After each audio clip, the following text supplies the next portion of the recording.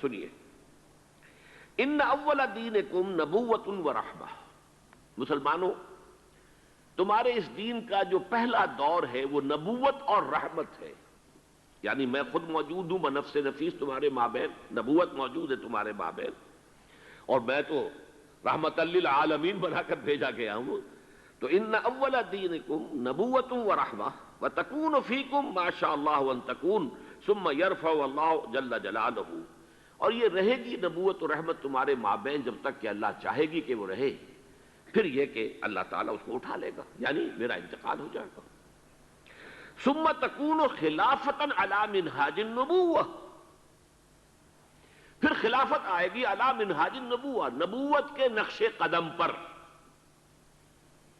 ما شاء اللہ ان تکون، وہ بھی رہے گی جب تک اللہ چاہے گا۔ ثم یرفع اللہ اذا شاء یرفع جل جلالہ،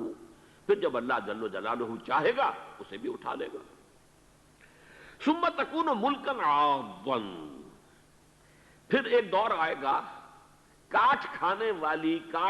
والی ملوکیت، بادشاہت، جو کہ لوگوں کو کاٹ کھائے گی، ظالم ہوگی۔ فتکون ما شاء اللہ ان تکون ثم یرفع اللہ اذا شاء یرفع جل جلالہ، وہ بھی رہے گی جب تک کہ اللہ چاہے گا کہ رہے، پھر جب اللہ جل جلالہ چاہے گا اسے بھی اٹھا لے گا۔ ثم تکون ملکا جبریتا، پھر ایک اور ملوکیت آئے گی، مجبوری والی ملوکیت۔ فتکون ما شاء اللہ ان تکون ثم یرفع اللہ جل جلالہ، تو وہ بھی جب تک اللہ چاہے گا رہے گی، پھر جب اللہ چاہے گا اس کو بھی اٹھا لے گا۔ ثم تکون خلافتا علی منہاج النبوہ، پھر دور آئے گا خلافت علی منہاج النبوہ کا، تعمل فی الناس بسنت النبی، پھر اس وقت سنت رسول صلی اللہ علیہ وسلم ہی کے ساتھ سارے معاملات لوگوں کے مابین کیے جائیں گے۔ وَيُلْقِ الْإِسْلَامُ بِجَرَانِهِ فِي الْأَرْضِ، اور اسلام اپنی گردن زمین میں ٹکا دے گا، یعنی اسلام کی ساری برکات، اسلام کی سعادتیں جو ہیں روئے ارضی کو ڈھانپ لیں گی۔ یرضی عنہا ساکن السماء و ساکن الارض، آسمانوں والے بھی راضی ہوں گے اس نظام سے جو دنیا میں اس وقت قائم ہوگا، اور زمین والے بھی سب کے سب راضی ہوں گے۔ لا تدع السماء من قطر الا صبته مدرارا، آسمان اپنا ایک قطرہ بھی نہیں روکے گا بلکہ اسے زمین پر برسا دے گا موسلا دھار بارش کی شکل میں۔ ولا تدع الارض من نباتها وبرکاتها شيئا الا اخرجته، اور زمین بھی اپنی برکتوں اور اپنی پیداوار، اپنی نباتات میں سے کسی شے کو روکے گی نہیں مگر یہ کہ نکال کے باہر کر دے گی۔ زمین سے ساری برکات جو ہیں امنڈ آئیں گی، آسمان سے اللہ تعالیٰ کی رحمتیں نازل ہوں گی، آسمان والے بھی راضی ہوں گے، زمین والے بھی راضی ہوں گے، اللہ کے نبی کے مطابق، سنت کے مطابق جو ہے سارے معاملات طے ہو رہے ہوں گے۔ یہ دور بھی آئے گا خلافت علی منہاج النبوہ کا۔ میں یہاں تھوڑا سا اضافہ کر دوں کہ جس کتابچے کا میں نے حوالہ دیا ہے اس میں ہم نے وہ احادیث بھی نقل کر دی ہیں، اس وقت میرا وہ موضوع نہیں ہے لہذا میں وقت اس میں صرف نہیں کر سکتا، کہ جب دوبارہ یہ دور آئے گا خلافت علی منہاج النبوہ کا تو یہ آفاقی ہوگا، عالمگیر ہوگا، کل روئے ارضی پر محیط ہوگا۔ حضرت ثوبان رضی اللہ تعالیٰ عنہ کی روایت ہے مسلم شریف کی،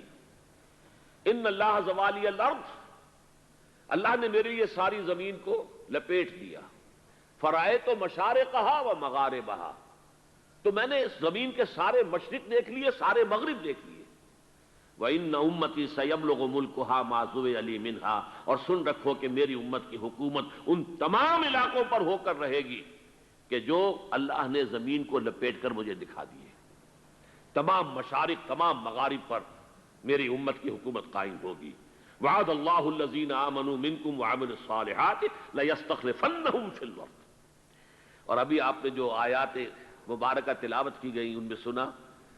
کہ اللہ تعالیٰ نے زبور میں لکھ دیا تھا ان الارض یرثها عبادی الصالحون،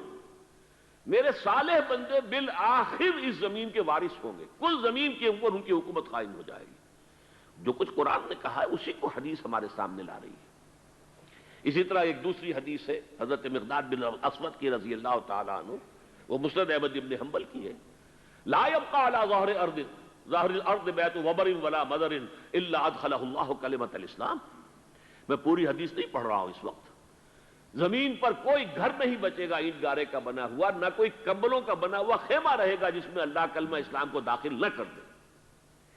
تو یہ آفاقیت، یہ عالمگیریت، اس کو میں کہوں گا گلوبلائزیشن، جس کے اوپر بڑے ہنگامے ہو رہے ہیں اس وقت. جنوا شہر جو ہے اٹلی کا، یہ گلوبلائزیشن جو ہو رہی ہے یہ کیپٹلزم کی گلوبلائزیشن ہے، لیکن خلافت علی منہاج النبوہ کی گلوبلائزیشن ہوگی، جس کی خبر دی ہے محمد الرسول اللہ صلی اللہ علیہ وسلم.